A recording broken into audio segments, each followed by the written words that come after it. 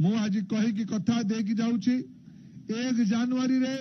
भारत सरकार कर शिक्षा विभाग प्रथम योजना हम जे ये कूद पाली एक पूर्णांग इतिहास गवेषणा करके आसंता वर्ष जिते आम ये पालन करवा यार 167तम शहीद दिवस आम भारत सरकार स्वीकृति प्राप्त उच्च गवेषणार गोटे बही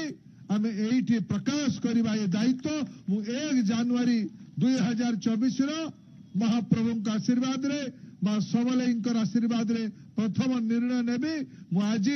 30 डिसेम्बर 2023 को विदाय देला बेले 2024 को स्वागत करला बेले ये दायित्व नहीं जाऊँ समस्त प्रचेषा आज बोध हुए अनेक वर्ष पर गेजेट पर कूदपाली संपर्क रे इंग्लिश भाषा रे प्रथम बही आमे लोकलोचन को आने ताको समर्पण कले एटा गोटे बड़ पवित्र दिन आमे शहर मान्यगण्य व्यक्ति मानकर गरिमामय उपस्थिति रे